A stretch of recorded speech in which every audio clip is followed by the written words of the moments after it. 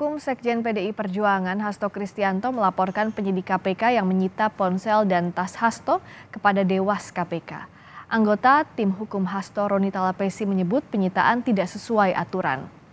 Roni menjelaskan proses penggeledahan dan penyitaan barang milik Hasto dari stafnya Kusnadi dilakukan secara ugal-ugalan dan melanggar pasal 39 KUHP tentang penyitaan.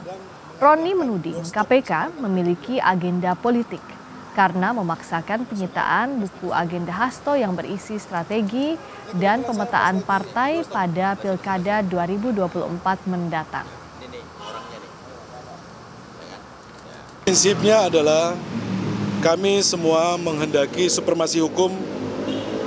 Pada saat yang sama kita ingin institusi hukum seperti KPK semakin profesional. Bahwa barang yang disita tidak ada kaitannya dengan perkara yang sedang diperiksa oleh KPK.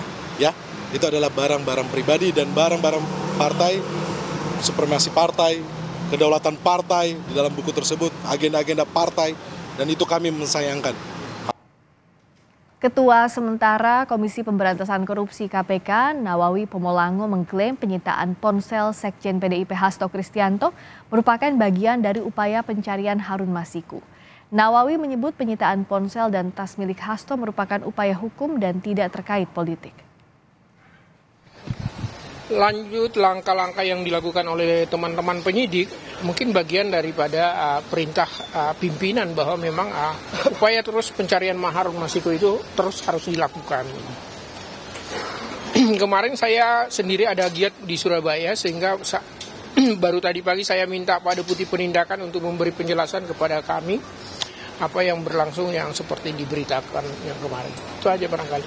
Silakan, ada ruang-ruangnya, ada Dewas, ada forum pra-peradilan untuk kegiatan. Pak, kemarin ada Sekjen PDIP Hasto Kristianto memprotes penyitaan ponsel oleh penyidik KPK usai diperiksa terkait Harun Masiku. Hasto menyebut penyitaan ponsel miliknya tidak sesuai prosedur. Usai diperiksa sebagai saksi dalam kasus buronnya caleg PDIP Harun Masiku di KPK, Hasto mengungkap keberatan atas penyitaan ponselnya.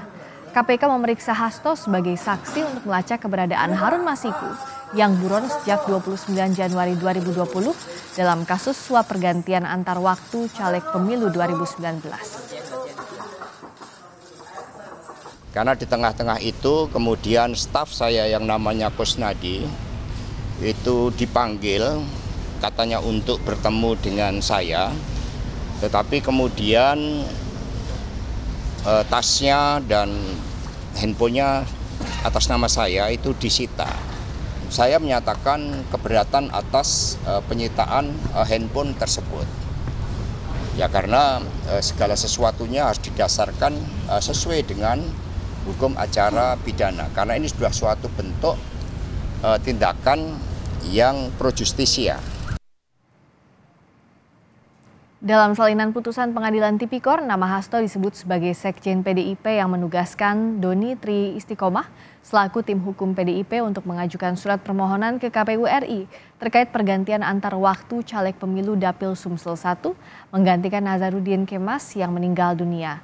Meski demikian, dalam putusan Hakim Tipikor tidak disebutkan sejauh mana peran Hasto selain penugasan Doni Tri Istiqomah.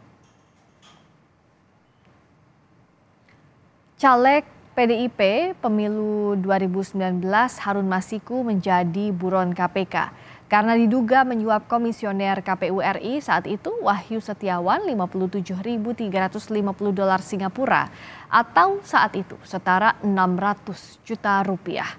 KPK telah memasukkan Harun Masiku dalam daftar pencarian orang atau DPO sejak 29 Januari 2020. Tidak hanya itu, Harun Masiku juga masuk dalam daftar pencarian Interpol sejak 30 Juli 2021. Harun Masiku sempat terekam kamera pemantau di Terminal 2F Bandara Soekarno-Hatta pada 7 Januari 2020. Harun Masiku saat itu baru pulang dari Singapura. Padahal tanggal 8 Januari 2020, KPK menggelar operasi tangkap tangan kepada komisioner KPU saat itu, Wahyu Setiawan, yang diduga menerima suap 600 juta dari kesepakatan 900 juta. Namun, kedatangan Harun Masiku ke Indonesia baru disampaikan Dirjen Imigrasi pada 22 Januari 2020 dengan alasan keterlambatan sistem data perlintasan di Soekarno-Hatta.